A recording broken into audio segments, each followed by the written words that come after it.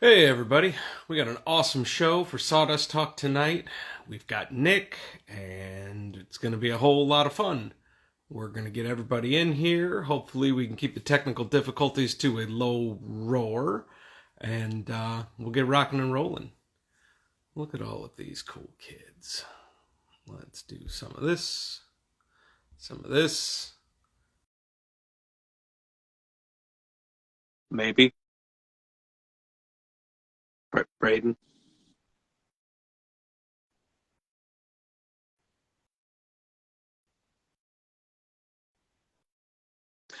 Well done, sir. What up, what up, what up? Not a whole lot, man. Today has been a day where You've had a day. the unexpected has been around every turn. Yeah, you have had a day. So did you figure out was your fraud or did you just get No, drunk and order something online? no.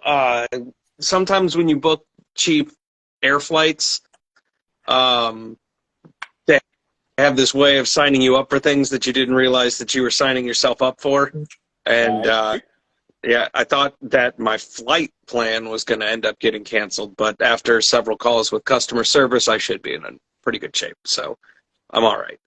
So bills got paid, everyone's happy, and fraudulent charges got rejected. So that's kind of cool. Well, that's what you get for booking your airlines with Frontier with a U. Yeah, yeah. Brown tier. Frontier. Let's see here. Is Nick in here yet? It does not look like it. Does he know that he's on this evening? He does. I messaged him today. Uh, let's see if I can message him. How do I message on Instagram when I'm in a live? Probably have to dip out or ask one of our lovely audience members to get it worked out. Like Mr. Wooden Mustache down there. Be like, hey, send Nick a message and be like, hey, the Sawdust Talk guys are looking for you. Can somebody do that? Oh, I can get all my messages on the computer.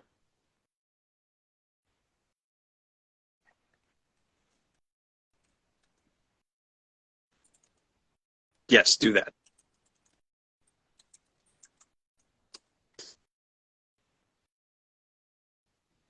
But yeah, we'll get it figured out. What about you? What kind of new and exciting things happened for you today?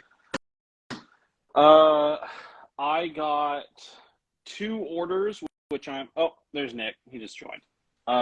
Sweet. I got two orders, which is two more than I'm used to ordering. I got to order.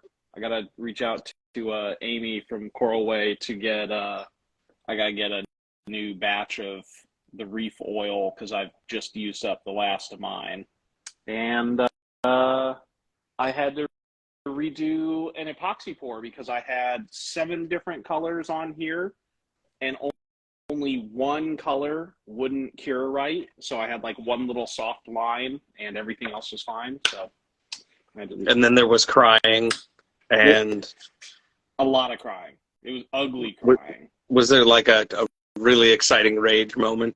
Nick, It was. do you want to invite yourself in, or do you want me to? Maybe I'll just reach out to him. Let's do one of these. One of these. Maybe. Nope.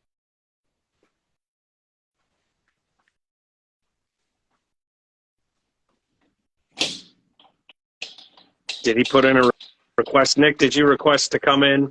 Because it looks like I cannot request it of you.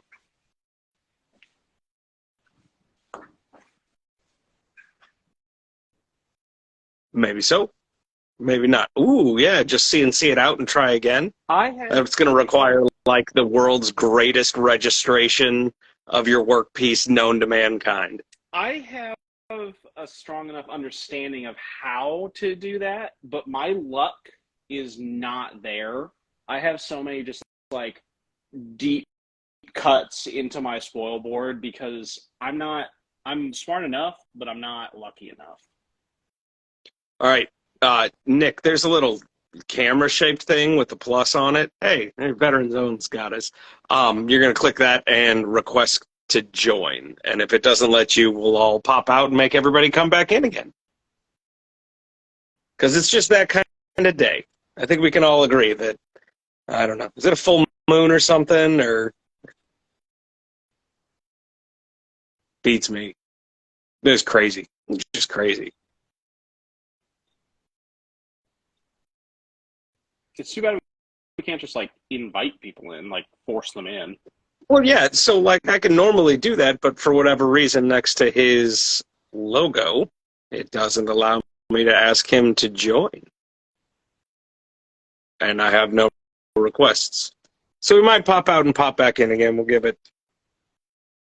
not so. It's like right next to the chat window. Yeah, right next to the chat, there's like a little expand thing. Oh, here, he sent me a picture, and it's, of course, the smallest picture I've ever seen.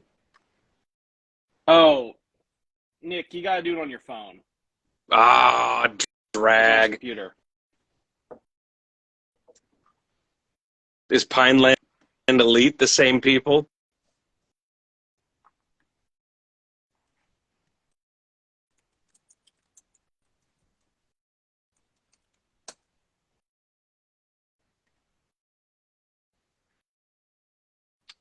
So what are you turning lately? Are you done with those big bowls, or?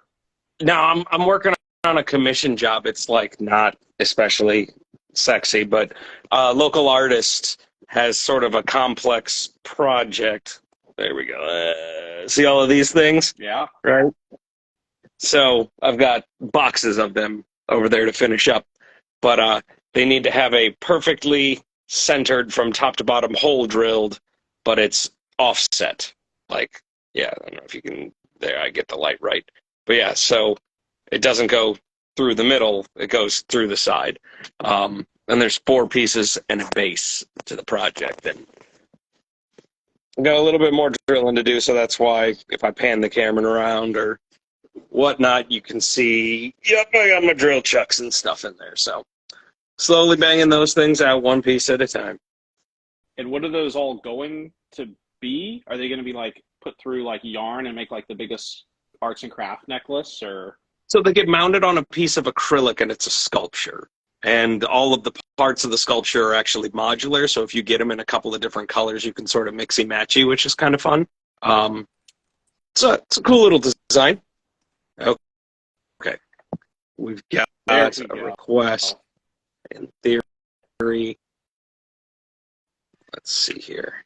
The fact that Instagram won't let you do lives on a computer is the most irritating thing to me.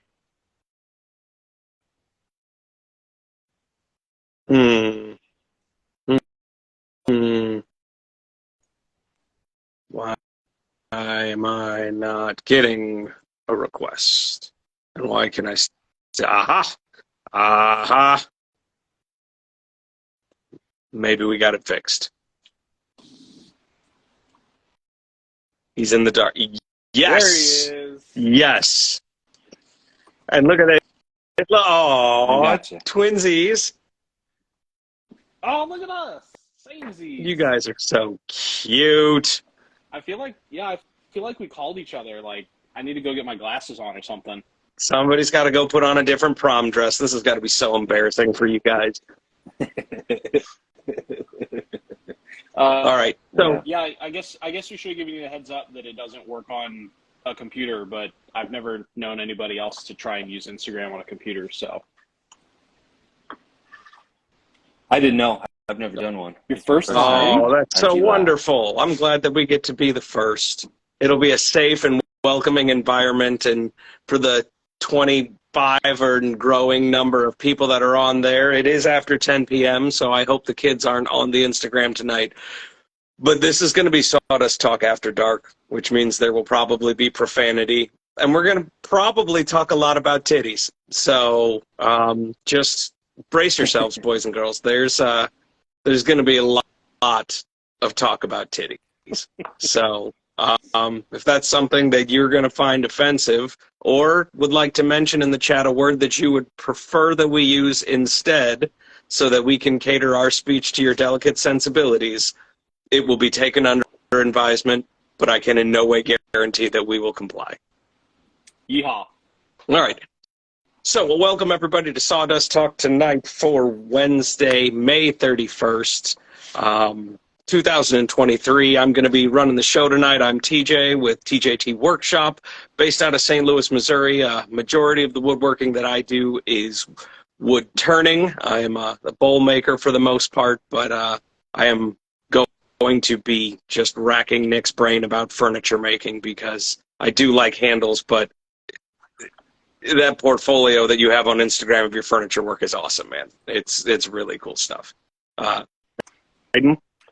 I'm Braden with Little Bug Woodworking. I have a bunch of tools and I make it all up as I go, and usually it involves wood. So that's what I got. Nick, tell us about yourself. I'm Titty Nick. I mill a bunch of titties on wood pieces.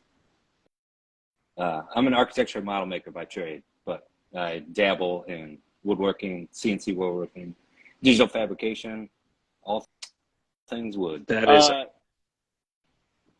I want to start off with the obvious question. Titties, like how did that happen? How? Where? Why?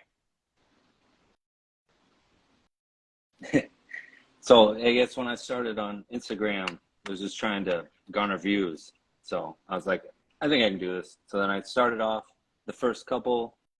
Started off with vases. So I was doing kind of parametrically designed vases, and then kind of modeled the sphere with a smaller sphere, and then a smaller sphere, and then that kind of developed into.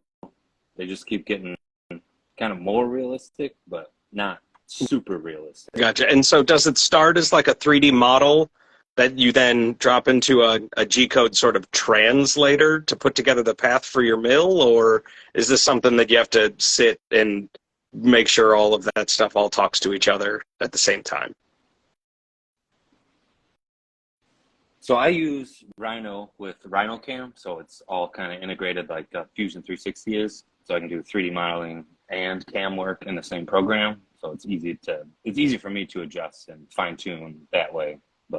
And then in real time, I can get computer renderings of what the tool paths are, and then before I generate any G code, and leading up to all of that, you run test cuts and everything else. That's so rad. No, I've got a very, very sweet spot in my heart for the dirty milling that I do in my workshop on a drill press because I'm a hillbilly with a cross slide vise. Don't do that, boys and girls. It's dangerous. And if you do, make sure you're wearing your safety squints, right? Because you don't know how to have fun until you have the chuck in your drill press come loose in a piece of metal. That's about as much fun as most people can handle in a night. But so titty handles are popular, titty vases are popular, and what I like going through your portfolio was seeing that a lot of the vases sort of come together like segmented turning, right? They've got sort of the layers built thusly. Yeah. Do you foresee yourself going into sort of like multi-axis points on the rotational axis and milling that way in the not too distant future? Because that's what all the cool kids are up to on the lathe. I'm sorry, I don't understand. For the majority of your projects that I've seen, your rotational axis is that 4, right? Yep. Stays registered at a specific point, right? And it's centered on that cylinder. But if you can take that center point, right? So you got my front finger, my back finger, and then change the registration at angles and then rotate again. I don't know what it would do to putting together your paths or how it would affect the tooling, but multi-axis turning was one of those things that I was like, man, I wonder if you can do that on a mill. And it doesn't come off as basically just a huge error. So I can't, the way mine's set up is 0 is on 0, and then it runs in some T-tracks, so I can't really move that. The platter of my 4th axis weighs about 200 pounds. So I mounted it on the machine, and it has never come off the machine. So all my tolerance is clear. I got like 2 inches in between my toolbox, everything. The piece I have on there wasn't even spec'd for the machine. I just thought it would work. So I called Haas, and then Haas was like, no, that's not going to work for your machine. I was like, I don't see why it won't work. I'm just going to order it anyways, and then we'll put it on. So we got all that to work. So I can't really move off center, but 3D modeling wise, I can model things that aren't in the round. Kind of with the boobs, you get the humps and then the back and the forths. So that's kind of an example. I've done a couple other bases where things get kind of shifted, but you're still working inside that and you're still rotating around a true zero to zero, point to point, if that makes any sense. But something like I did a treasure box with the tufted pattern on it. So that I didn't mount at 0. I mounted it up, like off of 0, because it was about 12 inches wide and I can clear about 12 inches. So I couldn't put that right. I get a cleaner tool path if I offset it up, because the way the tool path generates, it goes in a radius all the way around it. So little workarounds like that are pretty easy, or not easy. I got you. They're easy once you figure them out. Very Stuff cool like stuff. It sounds Brady. super easy. I understand most of those words. So obviously you're known as Titty Nick. So that's a pretty obvious thing you do. But I mean, your Instagram it's like a straight portfolio of crazy furniture. Like there's not a basic set of cornhole boards or something like everybody else has on here. Like everything here is art. How did you get into woodworking? How did you get into like the types of projects that you make? And, tell us maybe about some of like the furniture that you make. So I try my best to, I guess, come up with unique ideas and designs and what I think is cool and what I've seen other people do. And then I put my own twists on those things and try to develop. I've been trying to develop my own style. I guess people know me for the titties because I'm milling titties in wood. And those are always crowd pleasers, but furniture, I mean, I got started doing scroll saw work when I was 15. That was about 20 years So ago. those intarsia pieces are not done article. with computer aid? You just camped out and trimmed them all up like that?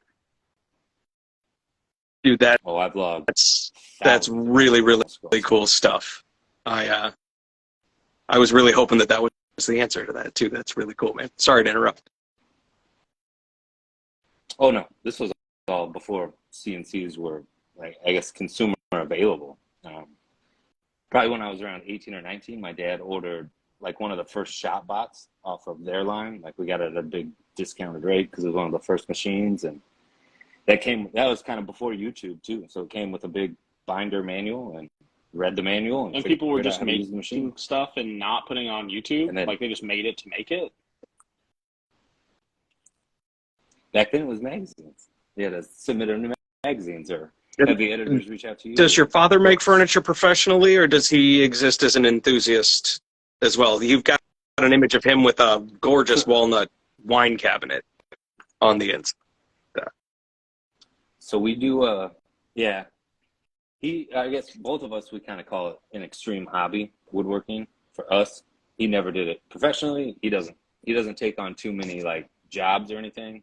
He used to work in the hospital as a biomed, and he retired last year. So now he kind of works for me. So I kick him the jobs that I don't have time for, or I don't want to do, or he doesn't do a lot of design work, but he can build anything with a plan. So if I can supply him with a 3D model of a dresser, he can build that dresser. That's really cool. So if we don't include the CNC in your response, what would you say is the most vital tool for your woodworking hobby business? Table saw? A table saw. Oh yeah, that's the heart of even the CNC projects. All that lumber gets processed through a table saw. Very cool. Yeah, I'm a bandsaw man myself, but I can dig it. I'm shocked at how much more I like the bandsaw after I put a good blade on it. Like when I got mine, I thought the blade was sharp and like it cut stuff sort of. And then I put on a new blade. I'm like, oh, I love cutting everything on this now. Yeah. And you've got a Laguna also, right? Yeah. I grabbed a buddy I've got a buddy who basically crawls Facebook Marketplace for me, so I never have to because he has a bigger problem than I do. And so he just sends me tools all day long, and I tell him, like, dude, stop. I can't afford all these tools. And we found one, and it was in Des Moines, so it was about 3 hours away. And he sent it to me, and they had the guy had a bandsaw and a table saw, a Laguna table saw, and my buddy wanted the table saw, and so I worked out a deal. And we went from literally, like, we found it at 5 to driving there at 6, and basically just told my wife, like, hey, I'm gonna be home at like midnight. And we brought this thing back, and it was, the guy must have used it like twice. It was pretty much brand new. That's great. Yeah, and you can just shove whatever you want into that Laguna, and it just doesn't care. Yeah, no, it's a hoot and a half. Nick, tell me more about the tattoo chairs, because these kind of make me just like mildly uncomfortable in like a haunted movie sort of way.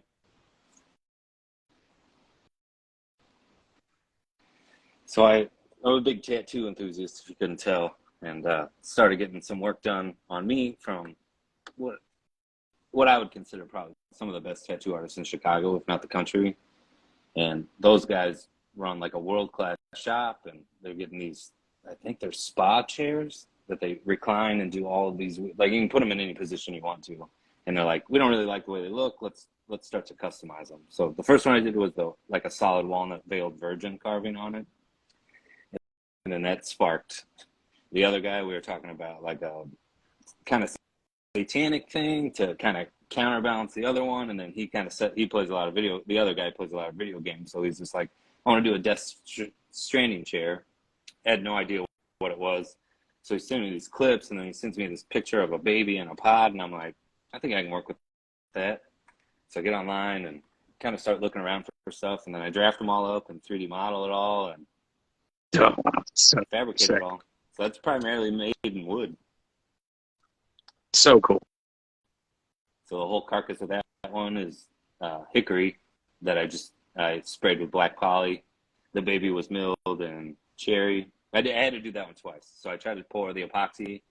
So I milled the baby, and then I milled a foam mold, and then I glued the baby in the mold and then cast epoxy into that mold. And I wanted to do it all as one shot. So I had to cool down my paint booth to like 60 degrees and try to do a pour, and that one ended up cracking. So I milled another one and then cast it in a bunch of like 10 different layers of 2-inch thick segments. Yeah, that thing is just bananas.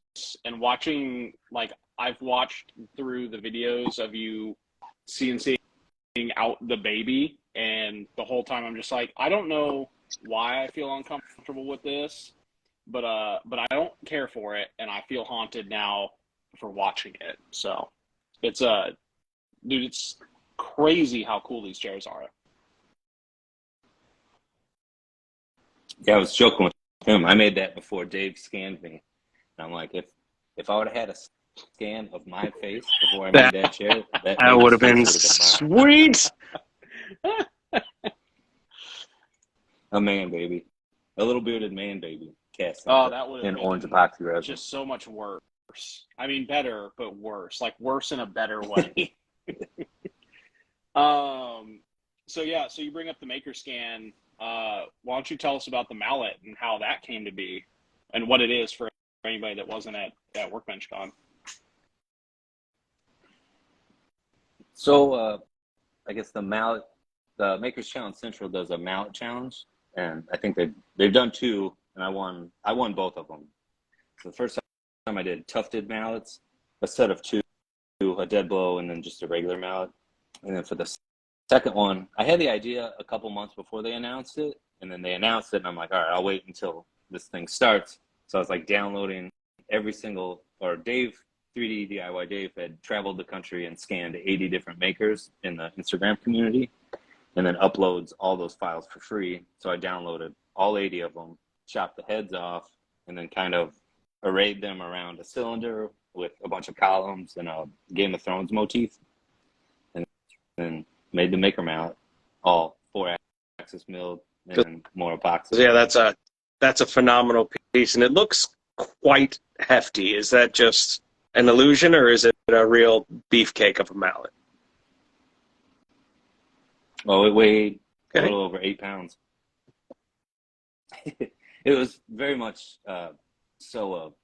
more a sculptural art piece than it was an actual functional mallet. But my goal with the whole thing was the faces had to be big enough that whoever's on there can tell that they're on there. I always felt like it would be a failure if you were on there and you couldn't tell which one was you. So I did a mock-up, and I'm like, it looks good. It's going to be a little big, but it'll work. So I swung it once or twice before I polished it. So it is a functional mallet. Not that it's ever going to be used again. Well, and again, I mean, like someone's got to drive those pins into your mortise and tenon desks that you do, right? Like, why not that? But yeah, speaking of which, are you currently working on any more of your waterfalls and live edges and bigger utility furniture pieces? So the last walnut table I've shared on Instagram, I'm working with a photographer now. So he's with me at both my shops, and he shot the whole thing, and he's editing a YouTube video of that now. So that'll be coming soon. It's kind of our third full-length YouTube video, edited by not me, not crudely edited by me. And also just a quick reminder to the people in the audience, if you have questions that you want to ask Nick, be it about tatas, handles, CNC work, or, what his stance on the movie RoboCop is, hit the little question button down there at the bottom, and we'll try to get to him before the show's over. Jesse's question doesn't have to make it into the actual questions, because I about choked on my root beer. Whose face would you use to pound some wood? Oh. And that question's fair. I've been talking, or Grant Alexander from the Clamp podcast. We were chatting a little bit about how he was really disappointed he didn't get scanned at Maker Camp last year when Dave was there scanning people. And I was like, get scanned this year, and I'll put your face on the front of like a sledgehammer, and we'll do a gigantic Maker one. So that's whose face I found. That is awesome. So can we talk about the mid-century chair for a minute? It's a walnut chair with a blue cushion on it. Did that start as just sketches, or did you have inspiration, or do you want to tell us a little story about that? Because I think it's a absolutely gorgeous piece.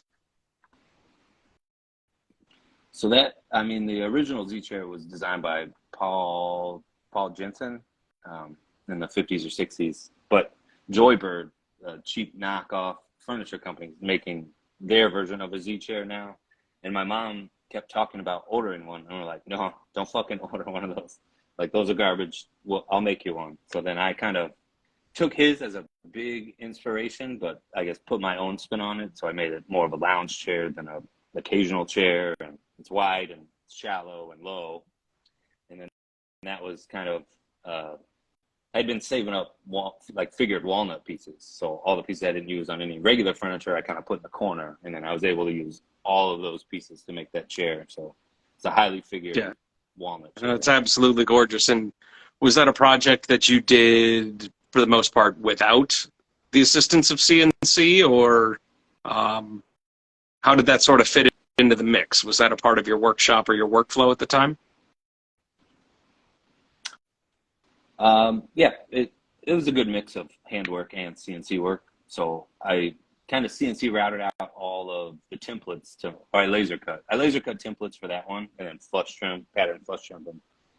But then like the posts on the back had these like oblong tenons that I wanted to fit in. So I milled all of the back slats on the 4-axis mill, and then the cross members, and then the seats where it's just easier to do on a CNC than it would be to do by hand, where they have holes to go through for the bracing, the strapping, the stuff below the cushion.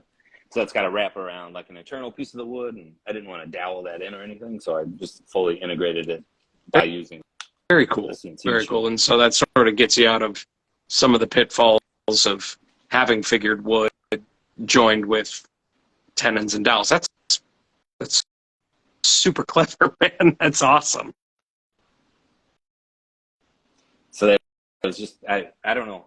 When I guess tackle projects, I use my hands. I use all the tools in the shop, and whatever gets the job done. I guess priority number one is what gets it done the best. So if the CNC is going to cut it better than I can cut it by hand, I'm going to use the CNC to cut it. But then there's also like time frames. If I got to do 100 parts that are all square, I'm going to run them through the table saw. If I got simple curves and I can use a flush drum bit, I'll laser cut a template, and then I'll rough them out on a bandsaw and then flush drum on a router table. And I use all the tools. So what's the one tool in your shop that doesn't ever get used for anything? Like there's always something that everybody buys that just never ever gets used. So I just bought, I guess in January now, it's been a while. I bought a Cyclone from Odyssey CNC, and that took the place of my miter saw. So I no longer I have a miter saw on a cart that sits in the corner, but the miter saw doesn't get used anymore. Don't need it. I was only using it to break down material. Any finished cuts are being done on the table saw with a sled or a miter gauge. I like that. I went for 2 years without a miter saw, almost to the point of a point of pride that I didn't have one. And so like I was breaking down stuff with the sled on the table saw, but I was also breaking down like 8-foot 2x4s when I had to on the table saw, and the whole thing was super sketch. But I like not needing the miter saw. Yeah, the really big stuff I'll chop down with the circular saw real quick. And I've got a track saw too. So the wide long stuff will get chopped with a track saw. But for the most part, table saw. That is awesome. So what do you think is next? What is the direction? Are you moving towards the long form YouTube videos as sort of a direction you want to take your portfolio? Do you have a project that you're comfortable sharing with us, or things that you've got in the pipe that you think sound like a good idea? I don't know. I guess it just always seemed like YouTube was going to be the next step if I want to keep moving with social media stuff. Instagram is so weird and kind of volatile all the time now.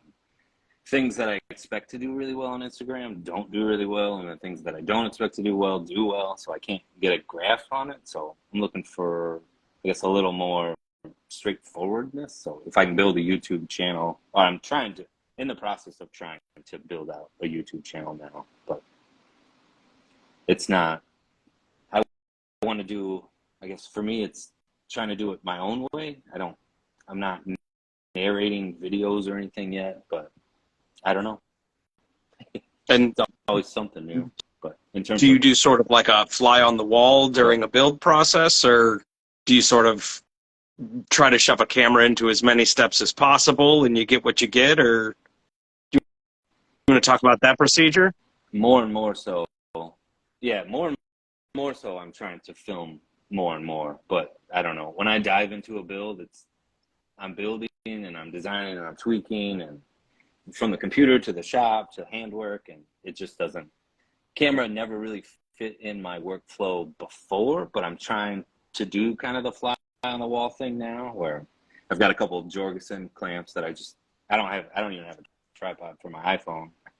So the videos that I'm proud of, I've outsourced to someone who shoots videos and edits videos. So I would like to move in that direction, but my guy isn't available at all the hours that I'm available, and so we do some, like, even when we were filming the Maker Mallet, he was working third shift and I was working first shift, so we were meeting up at 4:30 in the morning to film after he got off work before I went to work for 4 hours. So we'd start shooting at 4:30 and then shoot till 8. He would go home and go to bed. I would go to work, and then I would go home from work and go to bed at 5 or 6, and then come back and do it all again the next day. But you gotta want it, right? I'm gonna be honest. Somebody tells me I have to start doing woodworking at like 4 in the morning. I'm just gonna give up woodworking. Gee whiz. Well, I mean, that was a big project for me where I wanted as much of it as I could get on film.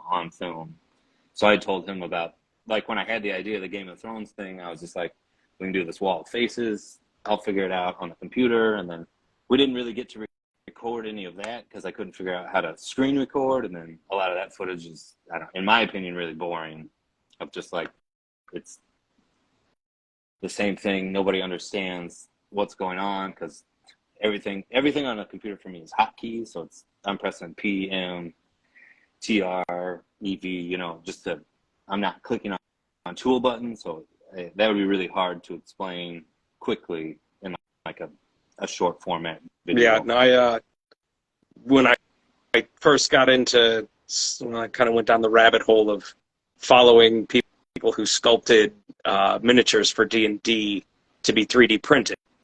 And a lot of them would do process videos for their modeling as they were sort of sculpting and ZBrushing.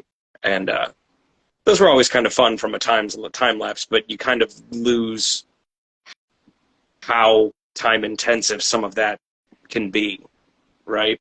And again, some of your vases and all of that, there's probably a little bit of math behind it, or you're, extruding and cutting stuff out, but oof, that's a lot, man. Yeah, math plays a big role in all of it, but that's all parametric design, so I can punch in parameters and have it create things for me. And basically for me, it's anything that I can visualize in my mind, I can model on a computer, but I would like to get into more of the iterative design where you can punch in parameters. I think AI is going to be cool once it's consumer ready for 3D stuff. It's like, I want to model like myself as a transformer, but like a Ferrari or something, and maybe that'll come up with a full 3D thing that I can work with. Or I want to design a piece of like a jewelry box in the shape of a Lamborghini engine, I mean, that sounds so kind of things. That sounds pretty rad. So there's no, the head on your mill is exclusively up and down, right? There's no articulation to that. You can articulate the piece. So I was going to ask if you can do captive shapes on your mill, and that would probably get kind of tricky really quick. Sorry, just thinking out loud about cool stuff that you can do that I just can't. So we looked, I guess here we looked at a 5-axis platter for the same machine, but the cut size was so small because your 4-axis rotates like a lathe, and then your 5th axis would be that lathe, but it can also articulate up and down and around, giving you, I guess, 5 sides of an object instead of 4 sides of an object. But the cut size was too small. So that was the biggest I could get. And the architecture office I worked for used to have a furniture designer on staff. So he would design furniture, and then I would build the furniture for the architects here. And he's no longer here, but I still dabble for the architecture office with some furniture, but it's kind of more architecture model related instead of what I would call high design. Makes sense. But then I guess to answer your question again, we can mill 4-axis, but there's always ways of fixturing to get the undercuts and stuff. So I'm working on a cocktail smoker for Build Dad Build right now. And he sent me one of his, and he's just like, I want you to titify it. So I did that, but that's a 4-axis operation, and then a 3-axis operation, and then another flipped 3-axis operation to get all of the pocketing and stuff. So it's basically milled from all 6 sides. But I just figured I think use my 150. titifying a cocktail smoker would possibly break the internet. That is that's 2 pretty hot button items right there. So I'm looking to get that out to him this week. Do you titify stuff at an hourly rate, or do you have a flat charge for just adding titties onto things? You got to pique my interest before I'll take the job on. Yeah. So I got a pretty long list of. I would be lying if I wasn't a little bit jealous of Pat Latt's bull gouge handle. That one came out real nice. That's a fine piece right there. Yeah, he said I made him two different versions. He's shown one so far, but maybe he'll show the other one sometime. But I was just like, these aren't the sharp. It's a lot of sharp nubs on there and humps. And then I guess he was talking to Jackman about it. And Jackman's like, that can't be comfortable. And I'm like, I don't think it's comfortable. I never did turn anything with it. Like Pat installed the hardware and then he did turn some stuff with it. But that was funny. That's one of those things where it was like the kind of the man hours in it would never. Oh project no, like no. that would never be profitable. So I made the ones that I wanted to make basically just to make it. But then so many people reached out like, hey, how do I get one of these? I want one. And I'm like, at the price point I would have to charge, like it would offend you to hear the number I would have to charge to make it worth the time. I've noticed you do that with a lot of your projects that you'll, hey, I'm making a batch of, 3 or 15 or whatever. And then I'm not making these until I feel like it again. Is that what you do with a lot of your stuff? Is just you batch it out and then the customers come to find you for it, or? Yeah, usually, I've got a few things left on the website, but usually usually all my stuff goes before it even makes it to my website. I don't want to, for the batching out stuff, I don't want to photograph all of it. So I put out a feeler in my Instagram stories and usually somebody scoops it up that first day. I don't usually have to share I don't usually have to share too many times about any certain thing, but like the knocker knuckles, those were like, oh my God, they went viral on Instagram and it went viral on TikTok. And I had hundreds, if not thousands of like emails like, hey, I want to buy this, I want to buy it. And I'm like, technically they're not even legal to make or own here. I did it for internet views. So I did and then the other thing is you set up these machines to do it. It kind of seems like a waste to only do one because there's a lot of time in the prep and the jigs and all this stuff. So if I can batch them, I try to batch them out all in however many I can make in a week or something, whenever I Which have it sounds downtime. like you don't have a lot of. But no, not usually. But those are the brass knuckle ones. It was just like, I think it's funny, like the kind of the play on people's emotions. You get people who are just offended that it's a spiked murder weapon, and it's like these will never be swung at a human being. It's a piece you put on it's an art piece. I don't know. Some people get it. Legally, I think they're paperweights. It's just weird. They're referred to as paperweights. Yeah. Paperweights or belt buckles or. So my question was, what is the thing that keeps you coming back? Right? Like, we all love a paycheck when they roll in. Uh-oh. Am I cutting out? Or is it just Nick? it's just Nick. Okay. Nick, if you can still hear us, blink twice. Blink twice if you're okay. I've got a spinning around thing on Nick. Yeah, he's got a pinwheel. Oh, man, that was such a good question, too. Well, I'll ask you, Braden, since I can hear you. And maybe he'll drop off. Hey, he'll be back in here in a minute. So what part of woodworking is still bringing you joy, right? I think there's a fair bit of fatigue going on in the Instagram maker community, and there's still hype here and there. But what's still bringing you joy? Yeah, and I've kind of started feeling that. And I don't make or make stuff in any volume that a lot of other people do. So I feel almost disappointed that I get burnt out on stuff, but I was getting there with like cornhole boards for a while. The thing that keeps me kind of going with it though is even with stuff like simple, like cutting boards, when you finally give that to somebody that has no idea how to make whatever it is that they purchased or you're giving them, the look of amazement drives me, like it fuels me. So like I do probably a more charity donation stuff than any business should reasonably do. Mostly just because to me it's a ton of fun to to get products that I kind of want to try out different stuff, and then not necessarily worry about finding a customer. Just just give it to somebody that they'll appreciate it. So I just like trying stuff, keep it fresh.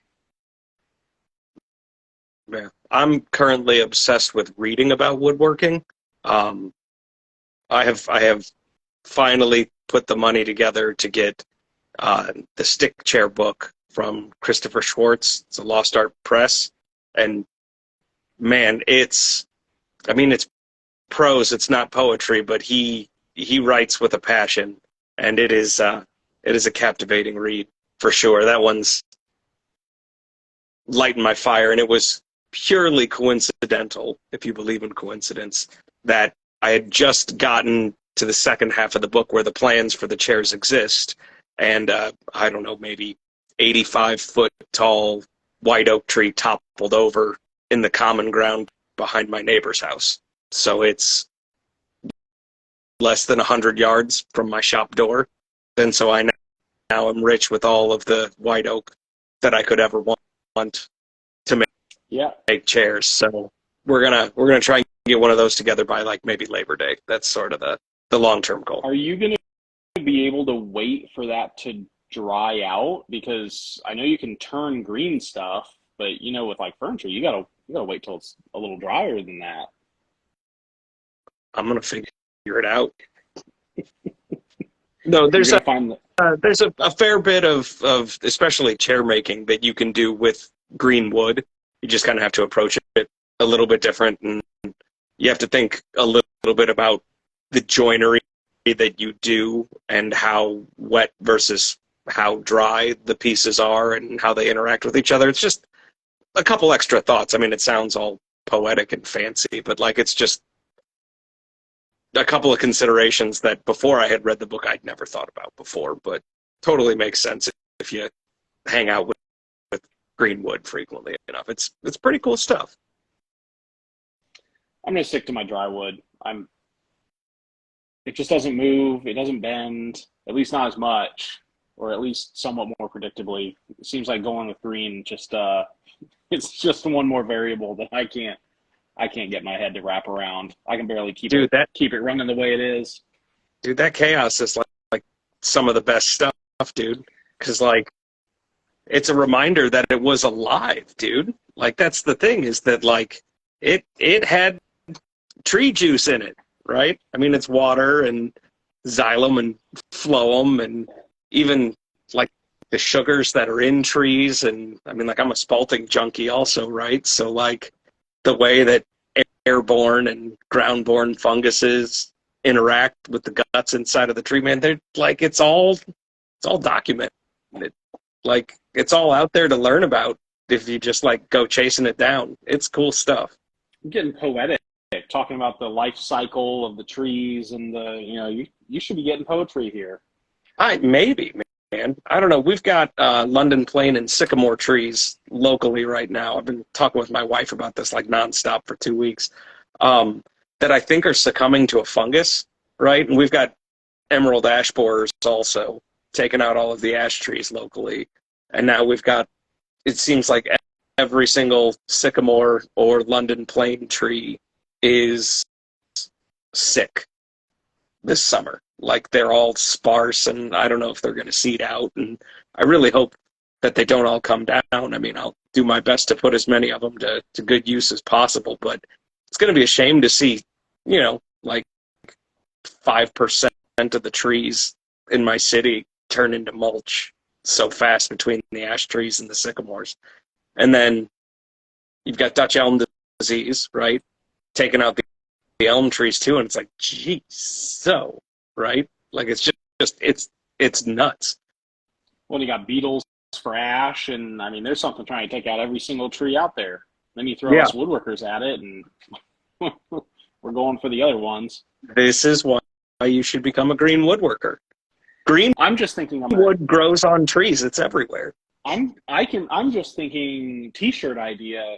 Got tree juice. Dude, I'm telling you. And then we'll put Nelly on there. She only want me for my tree juice, right? Or we'll put me on there with a big grill in my mouth, and it'll say, I'm about to let it loose, my tree juice. There you go. Oh, friggin' lave I guys. told you, this is Sawdust Talk After Dark, man. So we've got a question in the chat. Mike Carmack wants to know what a good book would be to read up on that information on trees and wood. Oh boy, what did I do? I pressed a button. Is everything still okay? I think we're still okay. Yeah. Um, Nick said that his phone died. He should be hopefully putting. Yeah, he's gonna get here. he's gonna get a little bit of juice in there. We got a little bit of time, and you know, going to sleep is for suckers, and we can. This is Sawdust Talk After Dark. But yeah, so Spalting 101 is a good procedural book by Dr. Sari Geringer. She's in charge of the Department of Applied Mycology at a college in the Pacific Northwest. I want to say it's Oregon, maybe. But yeah, they have written a handful of really, really cool books on spalting and sort of the mechanics of fungal interaction inside of wood and how that's affected things historically. Really cool. And they have a Patreon for her fungal society. And if you really want to get into it and you want to start purchasing various strains of fungus to start spalting your own wood, you can totally do that, and it supports them getting interns. So that's pretty cool. And then, I don't know, read the internet, ask questions, buy a chainsaw, go to the woods, we should probably put a disclaimer on, don't just wander into any woods with a chainsaw. Dude, this is Sawdust Talk After Dark, man. That's how every horror movie starts. Yeah, but see, you're the one with the chainsaw. Like, come on. That guy always dies, though. I mean, everybody else does too, but... I mean, like, they get sequels. They can't always die. There he is. All right, I'm back. Sorry about that. Cool. He's back in the game. All right, man, we've got 2 questions from the audience that I haven't taken a look at yet, but the question button is working on my phone. Chris wants to know what's the brand of your 4-axis CNC? The one you see the most of is a Haas TM1 with a 4-axis platter attached to it. I do have Cyclone from Odyssey CNC now, and my Cam Master has a 4-axis attachment on it as well. Okay, and so this first one that you discussed is reminiscent of a Bridgeport in its design, so it's got a fixed head with a big number 3 or number 4 Morse taper, call it, in there, holding the bit, rock steady and running on 3-phase power. Yep, it's I think cool. They call them a vertical milling machine. Okay, very cool. And then, do you guys also have horizontal milling machines, or are you exclusively vertical with tables? No, I've got a 4-foot by 8-foot Cam Master as well. Okay.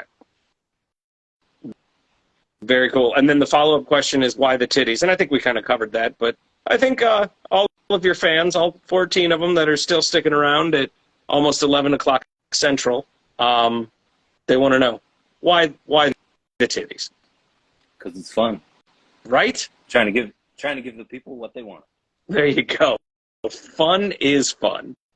In a world with so much unhappiness, give the people what they want. That's what I do. It's all right, fun for me to make them. I don't know what the last thing that you heard before your phone cut out, but my question is what's getting you motivated these days? What is sparking joy for you in the workshop, and what gets you to throw your apron on or put your mask on and get out there and make some dust?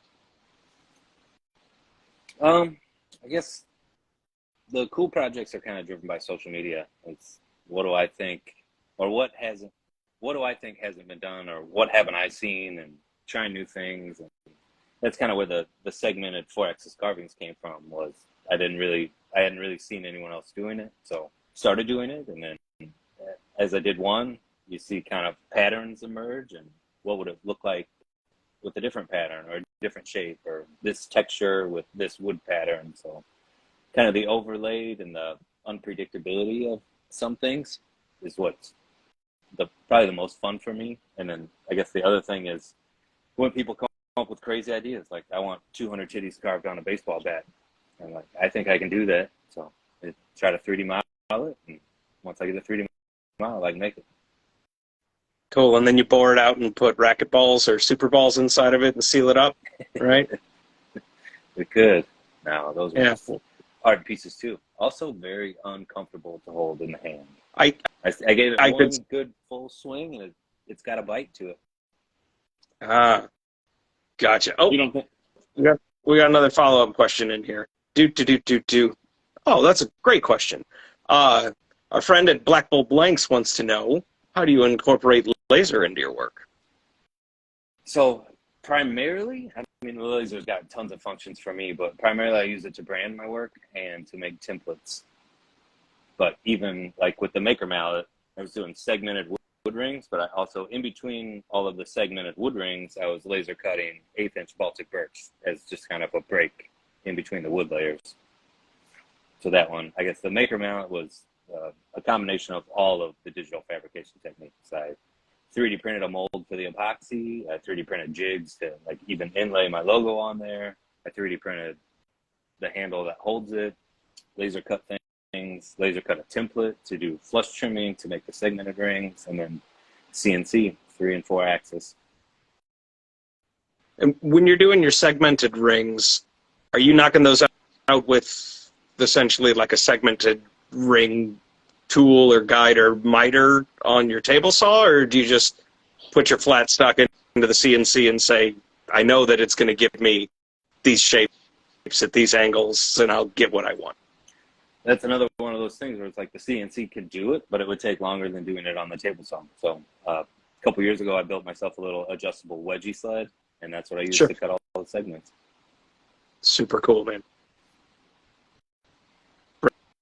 Braden, you got anything stewing in the pod? We've got more questions coming from the audience as we kind of start winding down. Yeah, so we met at Workbench Con, and I think I'm only going to stop asking people Workbench Con questions a week before next Workbench Con.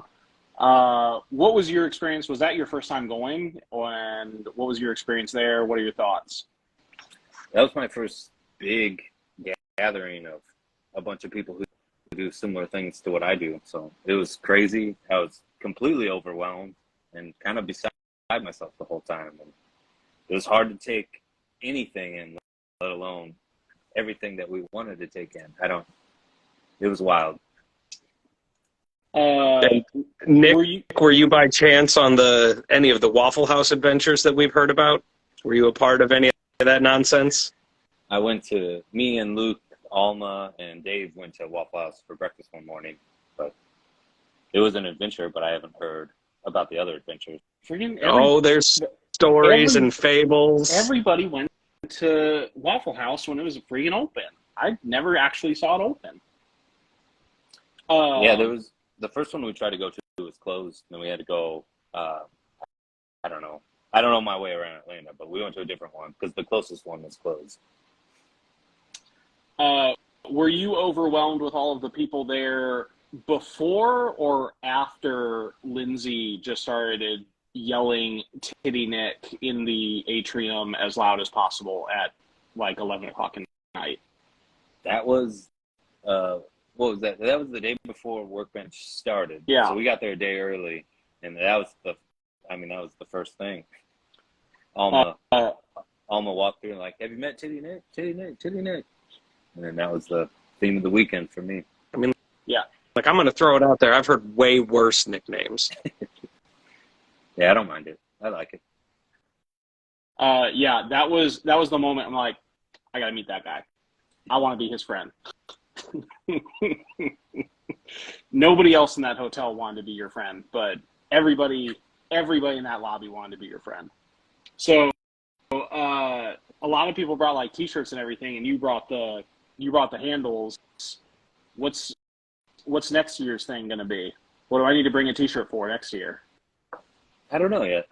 Something will click. Say, Chris from further north sparked this whole thing. I was hanging out with Bart Komar out at his farm, and I gave Bart one of the original. I think I made 6. The first round a few years ago was 6 of them, and I was like, I don't want to make any more of these. It's boring. Now I've made hundreds of them. But Chris was like, how do I get one of those? I'll trade you a T-shirt. You going to Workbench Con? And then that's kind of when I decided I was going to go to Workbench Con. And I was like, all right, if I'm going to make his, I'll set it all up, and I'll make a dozen. And I think I ended up making around 20 and brought them and traded them all away. I feel so lucky that I was able to buy mine on T-shirt credit. Yeah. Oh, yeah. All right, boys. The time is now 11:01, which means that we probably got to start wrapping this thing up. Before we go, Nick, I'm going to ask you to give us a motivational quote or a piece of advice or sort of your Columbo, one more thing, to maybe get our people in the audience this evening motivated to get into the shop, kick open some doors, collect their dust, and start making more stuff. What you got, bud? I guess what I go by is I don't half-ass anything. I try to full-ass everything. So you can always do it better.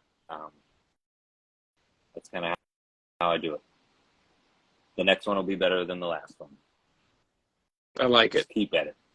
I like it. Man, I really appreciate you giving us the time this evening with your celebrity self and telling us the stories of your workshop and regaling us with the multitude of steps involved in titty handles. It's good. Did we miss anything? Was there anything that you really... Never mind. That answers my question. I made this yesterday. That's absolutely lovely. The big brother. How many pieces of pine you got laminated together in there? Oh, the hand plane kills me. That is majestic. You got to get him a pair of glasses, but that is a delight right there. He's darkening up real nice. Cherry to match the handle. And the That's best part wonderful. is you don't have to worry about anybody stealing your tools if you have your literal face on them. Yep. Yeah. Oh, that's so great. Okay, so everybody that's still left in the audience of the show, there's a little carrot, like right here. If you poke that on your phone, a little drop-down duder is going to show up, and it'll give you an opportunity to follow all the cool kids here that were on the show tonight. And if you're not following Nick, that is a foolish endeavor. You should be paying attention. He's doing a bunch of really, really cool shit. And with that, boys and girls, I hope to see you all next week. Same bat time, same bat channel. Get out there. Go make something. See you guys. See you guys. Thanks, guys.